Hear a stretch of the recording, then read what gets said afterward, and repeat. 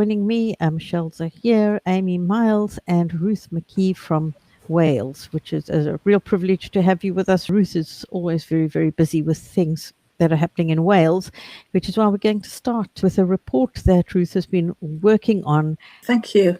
This is a review that's been published this week on the Wellbeing in Education Wales website. It's part of a series of research projects that we've been doing.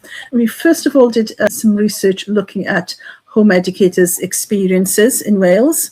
That came out of an evaluation that the Welsh Government had published, which was meant to be evaluating the effectiveness of their 2023 guidance, except they didn't bother actually asking any home educators what their experience was. And it was just a very subjective collation of the opinions of council staff. We then did another review of looking at what information was available on council websites about home education. And now we've done this review, which is looking at the content of written policies and template documentation used by councils in Wales. Now, you might think that's really dull and boring. Why have you bothered to do that? Basically, we were already suspicious of the fact that council policies and documentation regularly include areas of overstepping or demonstrations of misunderstanding of lawful remits. We suspected this because councils in Wales were meant to rewrite all their local policies in light of the 2023 guidance.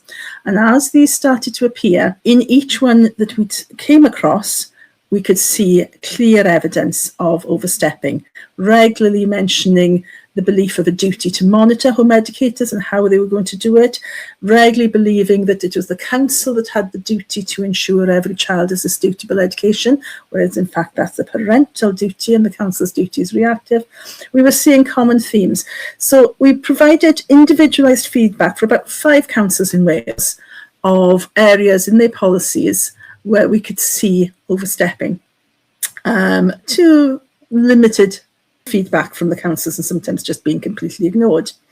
Then along came the Wales being piggybacked onto the CWS Act, and so our attention was distracted somewhat there.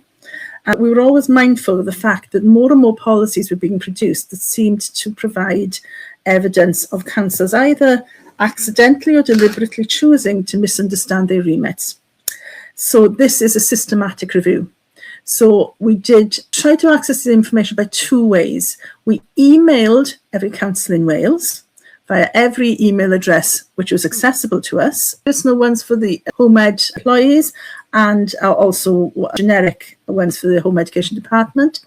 And we asked them for copies of their policies as given to home educating families and to schools. Now, these should really be in the public domain. Some of them were already in the public domain on the websites, but we couldn't be sure if they were the up-to-date ones or not. So we emailed every council to ask for the up-to-date ones, and only 2/3 bothered replying.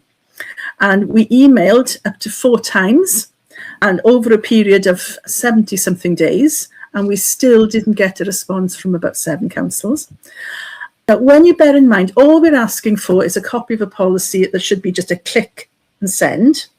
When you think that we're meant to be having councils with an obligation to provide advice and information under the CWS Act, and you can't even get a copy of policies, it does really bring into question, for whatever reason, the capacity of councils to be able to do that. The other way we sourced information was to place in so we had someone to place in a series of freedom of information requests to each council in Wales, asking for copies of the template documents used, template letters of contact, forms that they would use either for council staff to fill in after home visits or when trying to make assessments about families, or forms that were sent to families to bring in. Part of the background for that is, alongside the 2023 guidance, the Welsh Government produced supplementary materials that they didn't put in the public domain, but sent to every council in Wales. Home Ed Cymru obtained copies of these back in 2023, and these are very poorly drafted. They're based on ideas of what the government would have liked the guidance to have looked at rather than what it actually did. And some of them, if you followed them as written, would risk council staff acting unlawfully. There's even one letter in there which says basically, because you haven't had a visit, we're going to issue a school attendance order. And at the time, Home Ed Cymru wrote to every council in Wales, said, do you know these materials are inaccurate? They might cause staff to act unlawfully. They certainly will mislead families because they all announce home visits without giving any other options. And again, we didn't have much response, and we were aware that councils were still using these materials despite warnings about the problem with them. So we obtained these. So we had copies, and not all councils bothered responding to the Freedom of Information requests either. Again, despite repeated prompting. Again, raising questions about accountability and accessibility of information. And to cut a very long story short, every council shows evidence of overstepping of lawful remits or misunderstanding of them, including some pretty horrendous examples of very poorly conveyed information, blatantly unlawful instructions and directions. The reason we did this is to demonstrate the problem with the CWS Act of, even if the measures in it were justified, which we would strongly dispute, how can you possibly consider increasing powers and remits of ordinary council staff without any measures of accountability and oversight for how they behave? We did a Freedom of Information request to Welsh Government, and we asked them, well, basically, you've introduced this guidance in 2023. What have you done to monitor and oversee how councils have implemented it? And the answer was nothing. So there's no one overseeing how councils implement guidance. So how can you possibly increase powers without any external, independent, impartial oversight of council contact? The other issue is that at present, we know that there is no independent or effective complaints, appeals, advocacy, mediation or tribunal system for families as and when there's a disagreement about how councils have behaved, or where there is a dispute, or where there's been inappropriate conduct. We know that at the moment, all you can do is allow yourself to be prosecuted in breach of a school attendance order and put your case to a magistrate. That's bad enough under existing powers and remits. How can we consider increasing those powers and remits without those support systems for families? And you might think, well, it's as if the bill is written in the presumption that councils will always act impeccably without making mistakes and errors. And so this is demonstrating councils already make mistakes and errors. Why they do so, difficult to speculate. Is it just lack of knowledge? It can't be, because certainly Home Ed Cymru write to councils in Wales twice a year with reminders about lawful remits and appropriate conduct. Or is it a conscious choice to do so? One of the Freedom of Information requests revealed that a council is still sending out letters, not letting families know that they could have a way of communicating other than home visits, making it appear that they had to have the home visits, and that not giving families the option of anything else until at least the second letter of contact. And they admit in that they were doing it in order to make families have visits, and made a note to say, oh, actually, I think we need to amend that letter now to give people the option of other things. But they've admitted it was a conscious decision in order to manipulate the behaviour of families into accepting visits that they would not necessarily have consented to otherwise. That's basically what it's about. It's to show that councils are already regularly overstepping their remit, and that's just from what we've got in writing. So what's in writing shows overstepping. The sister survey that we did, which is also on the Wellbeing for Education Wales website as a page, was looking at the experiences of home educators in Wales. It was a snapshot of 200 home educators, and that shows even more evidence that what's in writing actually happens in real life. And that's alluded to, but right down in the summary right at the bottom, referenced that sister survey of showing how infrequently things like home visits or provision of samples of work are consented to with truly informed consent, because councils accidentally or deliberately mislead families into what is appropriate conduct. So the aim of this, as I say, just to repeat, is just to say, how can we possibly consider increasing powers and remit when existing ones are already abused and misused? Well, thank you, Ruth. That sounds like a really valuable piece of work. And I think if anyone wants to do something similar here in in England. That would be really, really good. And one of the words that I've been hearing, and I think is a good word, is the word weaponize. And what is being weaponized is people's ignorance of the law, and Yes. it's where they, Yes. there's a lot of ways in which there's intention in how things are done. So I think this is a very important piece of work. And so thank you very much, Ruth. So Amy, you've also been doing some research on that, haven't you? So Yeah. You want to tell us a little bit about that? I've written nearly 3,000 words as a write-up for what has happened, how it has happened, and the results as we now come to the deadline for the Freedom of Information requests to respond for the first time. Lots of local authorities have asked for clarification, so that then extends that period of time by another 20 days. So I'm looking at, the long game here. But in the short term, what have I seen? Well, I've seen 86 local authorities answer the Freedom of Information request, which was a really simple 5 questions. Did you get the letter? Who'd you get it from? When did you send it to parents? And how did you send it to parents? So it wasn't really complex. It didn't need a 5,000 word essay or for them to go and find resources or anything. This was a simple thing of the Department for Education have sent you a letter on the 30th of April. What have you done with it since? And I was quite surprised that only 56 of them have actually given me a full response. Of those, a lot of them are still not saying that they have sent this letter to parents yet.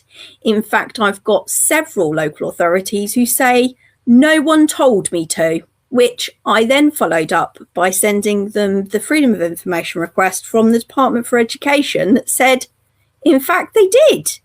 In fact, they asked very nicely and said the word please, but that hasn't happened.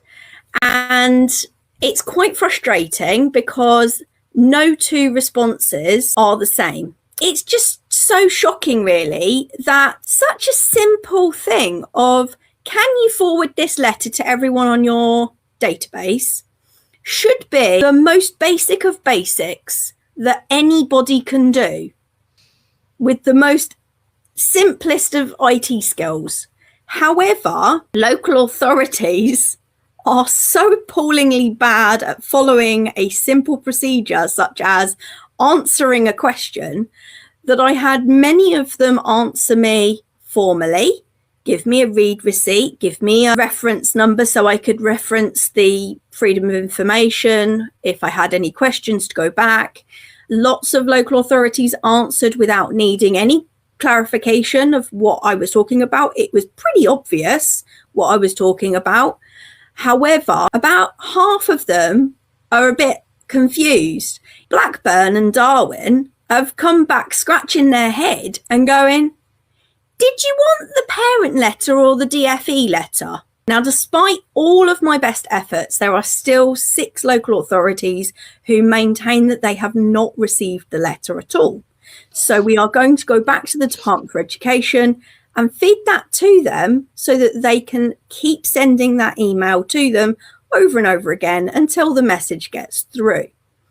I do feel, though, that I need to thank everybody who has responded to us on the threads and said that they have received this letter. That helps enormously because we then have 2 reports side by side showing that the home educators have reported how many and what date, and then we have what the local authority is saying. And in many of the cases, they match, and then I can tick my box and go, that is 100% confirmed. However, in many cases, I've had people say that they've received the letter, but the local authority don't seem to think that they've either received the letter or that they ever passed it on to parents. So this is exposing some really serious issues with communication between the Department for Education and the local authorities.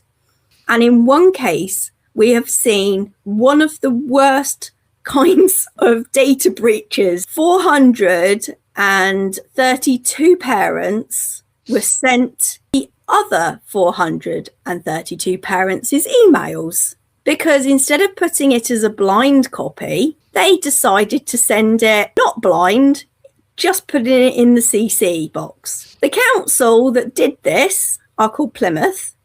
They apologised profusely straight away, but in doing so, the parents then responded to that with a complaint by sending to all the people that were addressed in the CC. So this created a ping pong of multiple emails being sent between all of the people that received this lovely letter that was supposed to help and reassure them that the law is not changing yet. Just to make it even better, a day after, they sent me the Freedom of Information request saying, "We've done the job, aren't we great?" To which I then responded, "I do actually know what's happened. I know that you've just had a massive data breach, and I want to know what you're doing about it to help parents to understand what they're supposed to be doing." An email then went out to all of the home educators, apologising again and informing them of their rights, how they can complain. And so what we have done is produced a draft letter that all parents affected by this data breach can then copy and send via email to the Information Commissioner's office. So it is completely up to you. You can complain both to the council and to the ICO. You don't have to wait for a response from the council because you already have their apology. So this is exposed quite a lot. And I think there's going to be a lot of lessons to still learn, considering I still have about 100 more FOIs to comply. So if you get any data breaches, you have any letters sent to you, then please do let us all know, because we can record that on the spreadsheet. Okay, great. Good piece of work, Amy. Thank you very much for doing that. And it is so helpful when people respond. Amy, okay. We had a comment. How can they access this letter if they want the template letter? So the letter is going to be circulated in the local groups. So watch out for it in your local Facebook group. If you can't find the letter, then put a comment in the action group and somebody would probably respond to you privately. Okay, thank you very much.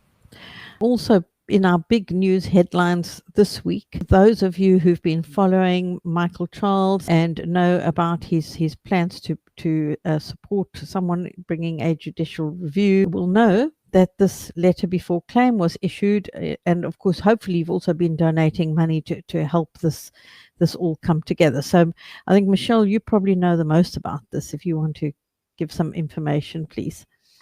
Yeah, so we finally reached the point where we had the letter drafted and it could be formally issued. The formal letter before claim was issued to the Secretary of State for Education and the Welsh Ministers on the 2nd of June. And it's challenging the key provisions of the Children's Wellbeing in Schools Act 2026 under the Human Rights Act. The letter of claim, completely transparent. If you go onto Sinclair's Law, if you scroll through their news items, at the bottom there is the whole letter in full. So you can click and read the entire letter if you want to. This is like a shortened summary in the news bits, so you know what's going on.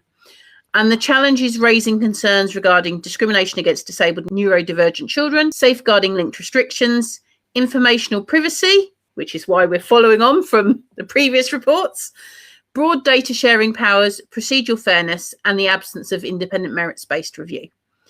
This is the first stage. So we're at this stage now, we're in a waiting game.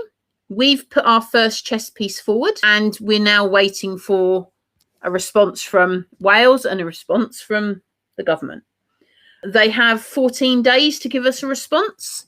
And obviously, once that's come in, Michael Charles will advise Sarah and the other claimants what the implications are of that. We can't predetermine what that's going to be, but that will be the next stage when we'll be able to update you. But in the meantime, we have to be prepared that if we need to do a full legal challenge, that we're in a position to do so. So that's why the crowd justice remains open. But yes, the letter before claim can be read in full.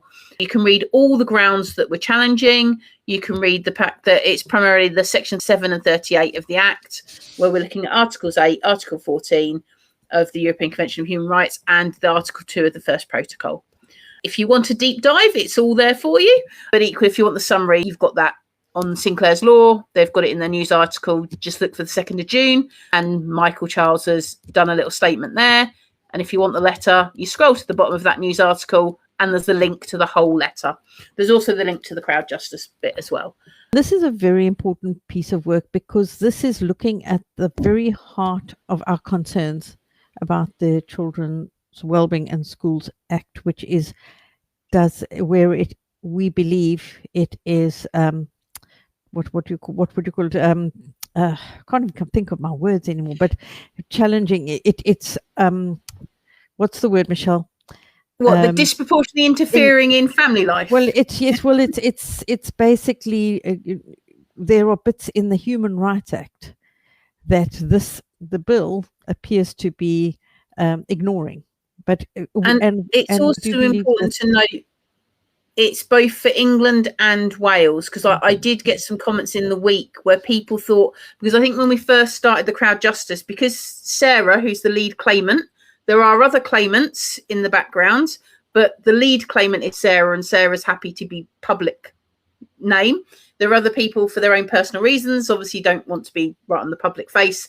So it is England and Wales, whereas I think because Sarah's based in England, people thought we weren't including Wales. But if you look on there, you'll see the letter before claim is sent both for England and Wales. It is covering both countries.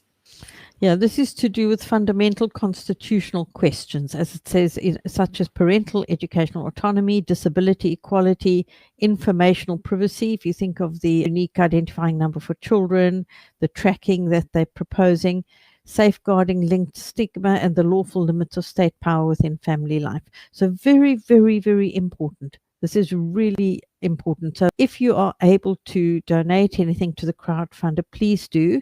Would it be okay for me to jump to the community actions in respect of this as well right now? Would that be all right? I can see Rachel from Send Allies Shropshire, who's the one who's kindly agreed to help coordinate this in the background. What we're proposing, as you can see, is community groups across the UK run their own fundraising events. This was inspired partially because an 11-year-old child did a mini one, baked some cakes and sold them, and then donated into the Crowd Justice Fund. So this is sort of like you run a fun day, you run a cake bake sale, sports event, whichever you want to for your local community group, whether it be your bowls group, whether it be your football group, whether it be your guiding group, and you put half of it you keep for yourself and half of it you then donate into the Crowd Justice Fund. And where the comments bit is, you just put, this was raised by X group. I'll say Send Allies Shropshire, because I know Rachel's already started her local events and is actively getting others, starting them all up and down the country. We want every group possible to get involved and have some fun days, enjoy yourselves together, raise some money for your own group, raise awareness about why we need this legal challenge and what the legal challenge is, and help us be able to fund the legal challenge as far as it needs to go to secure the best outcome we can. Where can people find this, like this poster, Michelle? This poster, I have got it on the Children's Wellbeing and Schools Act page. If you go on the Send Allies Shropshire page, any updates will be shared from there. Yes. I will be adding it and re-adding on the Children's Wellbeing and Schools Act page on a regular basis. That is the Fix the Children's Wellbeing and Schools Act page. Yes, right? Fix. Yes, it is. It's so, Fix. yes, so you can find that on Facebook, and you can get information there as well as in the Substack. So and there's a QR code. If you scan that will take you through, and then Rachel and the volunteers, Rachel's getting around her in the background, will respond and help you get your fundraising events all set up. Yes, and I think we have a visual there for the Crowd Justice Challenge on the next tab, and it is sitting now at 30,280, I think. Which is fantastic. Yes, it's a good start. It is, and it will carry on staying open. And Sarah just wants to emphasize, because I think some people got confused in thinking Sarah's a parent. Sarah runs a CIC, equine CIC, and works very closely with families with children with the otis, and works very closely with home educating families. Sarah herself personally is not a parent, but is directly aware of the struggles we have, the impact this act will have on our home education communities, because she sees it day in, day out in her actual business. There are other claimants in the background, which do include a variety of parents. And if you scroll through the Crowd Justice page, at the bottom, it's got a bit about the type of people that we needed additionally for evidence bases and things there. So there are others who are parents, but Sarah herself personally isn't. But Sarah does understand from a day-to-day work. But not only that, this act, the Children's Wellbeing Schools Act, also is going to put people who run these alternative provisions and so on in very difficult positions in the future, that run these settings. And they're going to be impacted as well and have to make some tough decisions.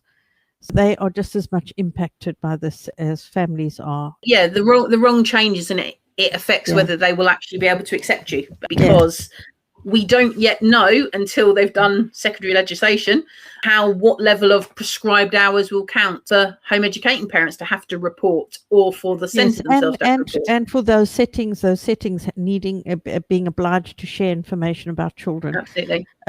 It's going to really be a big challenge for many that they're going to consider. So they are very much affected as well. And Send Alice Shropshire did say, please to message them if you need any support with running something that can help to raise funds. But we could really do something with this, do something big that raises awareness. So I think we need to grasp the opportunity with both hands, because we don't have many opportunities to make a difference at this point. And I know some people have sort of questioned, like, with it being stretched funding. Now, the way you can read Crowd Justice is very transparent. You can go on there, you can read what happens with the money. The money goes straight to the legal team. There's no other way. Nobody else can access it. It goes directly to the legal team. The difficulty with legal challenges is, as you get to different stages, you need more money to get through them. We know what chess piece we've put out, and you can all read the letter of claim, so you know what chess piece the community have thrown, but we don't yet know what chess piece Wales are coming back with, or central government are coming back with. Once that comes back, then we will know what the next stage is. We don't yet know whether we're going to be doing ADR. We don't yet know whether we'll have to do a full legal challenge, or what we'll have to do. And so therefore, the Crowd Justice will stay open so people can continually fund, because we don't want to be in the position that when we need to do the next stage, we just can't do it because we haven't got the money in the kitty to do the next legal stage, because different parts all cost different money and add to the bill. So it will just stay open so people can just donate as and when you can. And there are enough of us that if we each just donate the minimum and get our friends to buy cupcakes or sponsor or whatever, we can do it. We can achieve great things. So this consultation is also rather important, and I'm going to ask Michelle to explain it as she did earlier, because she does it really well. So this consultation was released this week, the information sharing duty consultation. This is really important because it's another bit of implementing the Children's Wellbeing and Schools Act. So in the Children's Wellbeing and Schools Act, they introduced what's called the information sharing duty. They also separately have their consistent identifiers. Now, this consultation, the aim is that you'll see the duty will apply from September 2026. So they're consulting now. Consultation closes in July, apparently completely analysed properly, ready to start in September 2026. But when you read this draft guidance, something I was banging around about before, it's very clear they're emphasising that your right for data to be not shared due to a duty of confidence is gone. So your children's private data, they can no longer rely that a duty of confidence will stop it from being shared, because this makes it explicit that the duty of confidence doesn't apply if they're sharing under this element. which is why we need people to respond to this consultation. Because if you don't agree with that, if you think that, do you know what, my children's medical records should be able to stay completely private, and I don't agree with this information sharing duty, you need to get your opinions in to this consultation. Now, because it's literally just come out this week, I know a few of us have reached out to people who are digital experts and information experts, hoping they will give us some good quotes to use for filling in our consultations. If you're confident, just get it in. But if you want a bit of guidance, we're hoping something should be available in the next few weeks, sort of guide you through it. But it is a really, really important one if you are worried about your children's data being shared, because this will be the statutory guidance in place from September, and changes will only happen if you actually respond to this. They've also got some webinars. So there's different areas to explain it. So you'll see there's a general one, there's education early years one, a health one. So again, if you're thinking, I do need to fill it in, but I'm not quite sure how that impacts me, see if you can join one of the webinars to ask those questions and then fill your consultation in. They would prefer it on the form, but there is an email address if you can't fill the form in. But certainly if you can get to those webinars, get to those webinars. But it's really important, because this is another step of putting this legislation into place. And the other bit is, if they start the information sharing duty in September and they're all sharing between each other, you can see the conclusion they're going to come to, because then when you end up with duplicate records or 3 records, as we already have for certain children, then they'll be back to, oh, we need to put this consistent identifier in. So we'll be back to the unique identifier coming in. But at this point, the unique identifier is much later, but this is they're expecting to start in September. So we need to get those consultation responses in. This definitely looks more accessible than the social media consultation that we had, because they're being very honest about the email address that you can send a different format. And they've got these webinars as well, which I think is absolutely amazing. I think we should have this with every consultation, to be honest. Yeah, just I do notice that we don't have a lot of time. I think what was the deadline was something in July 14th of July. So not a load of time. It's just over a month. That's a very, very short period for a consultation. It is. And also bear in mind, if you're completing this, that the legislation that we had did allow for information sharing where children were at risk. We already had that. There was never a question that you can't share information if a child is in danger or a child is at risk. And what they're looking at doing is actually just bringing those thresholds right down, and being able to share for very little reason, really. So please do get on that. And as Michelle said, we will be looking to see how we can support and help people to complete this. Okay, so stories that have come up in Wales. There's been a few headlines in a few papers about home education and saying that these children are unlikely to sit exams. I did comment on one of the articles who said I'd love to see where the evidence is for this, because I know of so many, but also saying that, GCSEs are not the be all and end all. They are not the only pathway. And many successful people never sat any GCSEs at all. Ruth, because you're in Wales, what would you like to say about this? This is something that's only come into the media in the last day or two, so we're still in the process of fact-checking, including working through transcripts of the actual scrutiny committee meeting that this is taken from. But from our initial observations and understanding, the council report shows the number of children that were entered for exams using the council's own exam centre. It isn't the number of children who were entered to GCSEs, it's the number of children who chose the council's exam centre. But that's not what was said. About an hour into the recording of the scrutiny committee meeting, there is some reference to the fact of, maybe they could have sat some elsewhere, we don't know. But that wasn't taken on board. By then, the message was very much in the minds of the councillors who attended the meeting, and also seemingly of the media, that no, it's only 7% of children sit at the exams. We're working through the whole scrutiny committee meeting because there are other very concerning statements. I'll read the quote there. I think the danger here is that if we make this very comfortable and very easy to manage, we run the risk of more children becoming EHE. This isn't something we particularly want to see. It's a balance between doing the best for those children, because it's not the children who make the decisions, it's the families with the needs of other pupils in our care. Now, there's so much to unpack in that. Home education is equal in the eyes of the law to school-based education. It's not their decision. It's not about what they do or don't want to see. They're saying it's not the children who make the decisions. Well, do children make the decisions about whether they go to school? How much pressure is there for families to sit their children down and say, do you really want us to register in school? Do you really want to keep attending schools? And the other pupils in our care, well, home educated children and young people aren't pupils, but that's by the by. And when you think that these are the people who are meant to be able to act impartially in the best interests of every child, according to the CWS Act, then there's a massive question mark in that one comment alone of how can these people possibly be impartially making decisions about what's in the best interest of children when they also aren't putting the best interest of children first by not wanting to make life comfortable in order to manipulate figures of where children go to school. It's also the idea that passing exams is a sign of education, and it's not a sign you can pass exams. Yeah. We all know plenty of people who've managed to memorize stuff to get through a GCSE and then can hardly remember it the next day. It's not evidence of true education.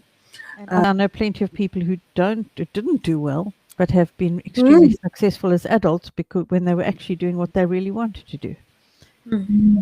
Feel free to go and have a look at the articles if you're able to comment or write to the editor and try and bring some balance, because we have to kind of correct the false narrative wherever we come across it, because unfortunately people have a vested interest in not reflecting the balance and only showing one side of the story. So then we also have the story from Staffordshire. So Staffordshire have had a meeting with a working group, and they have decided that next week on Thursday, they are going to present this to the rest of the scrutiny committee. So what we're asking is that if there are any local home educators in Staffordshire, can you please try and get to that scrutiny meeting on Thursday? If you've got your kids, brilliant, take them with you. They'll be able to watch democracy in action. It's a really good lesson.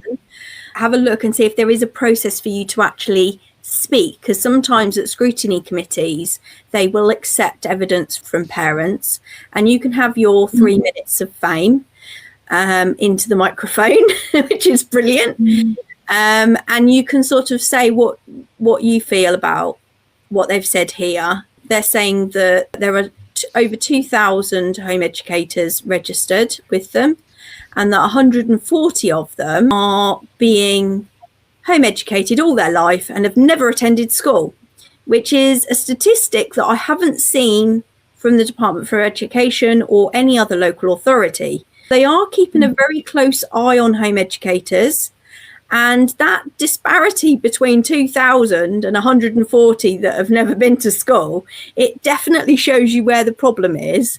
And incidentally, Staffordshire, in my freedom of information requests, it turns out haven't answered me yet, which is fantastic as they're over their 30 days since they got the email. But also they hid the information for parents in a survey about voting at 16. And they are particularly looking at monitoring and tracking home educators after 16 to see where they're at. So they are taking a really close microscope to the home ed community in the area, and it would be really good if we could actually push back on some of the narratives that they've got in this report. This is a very long report, so we won't go over it right now, but you can access it from the Substack. Have you got the slide with the meeting information? This meeting on Thursday, the 11th of June. Thursday, the 11th of June at 10 a.m. 10 a.m. And there is, we will make sure that you have access to that information. It's at the Oak Room, County Building, Stafford. And there is an email address so that if you are in Staffordshire, there we go. Here is the information. And you can go and find out about how it says we welcome your attendance at this meeting. So yeah, You're But very also, if there's welcome. an Listen. email address, then definitely email them and say, "Can I have my 3 minutes to present?" Yes. And And they have a will read of that consider report as well, and go and underline and highlight all the bits you want to challenge. Yes, Ruth. It's just to say that I've done that in the past to scrutiny committees, and if you email in advance, it's much more likely that you're going to get the opportunity to speak. So it's definitely worth emailing, and then just having even a short soundbite or something to read out if you're not sure what to say. They do say they require standard of mutual respect. So let's hope whatever respect you show, you get back, and get shown the same. But please don't behave in a disruptive way or in a way that brings the home education community into disrepute. We need our best foot forward at the moment. Okay, so that is done. That is it. So it's quite a lot. Make sure you subscribe to our Substack so that you can get all the information and follow up on these things. You can also ask to join the Home Education Action Group on Facebook, where you can get information as well, and follow the Fix the Children's Wellbeing and Schools Act and page go as baking. well. Definitely go baking. Yes, and go put all your little crafty cooking, baking skills to work, but you don't have to just do that. You can invite people over for coffee and put out the jar, and you can go for a run and get people to sponsor you, or there's a lot of things you can do. You can go and walk people's dogs and raise money that way. Whatever works for you, we encourage you to do that. So anyway, we will see you same time next week.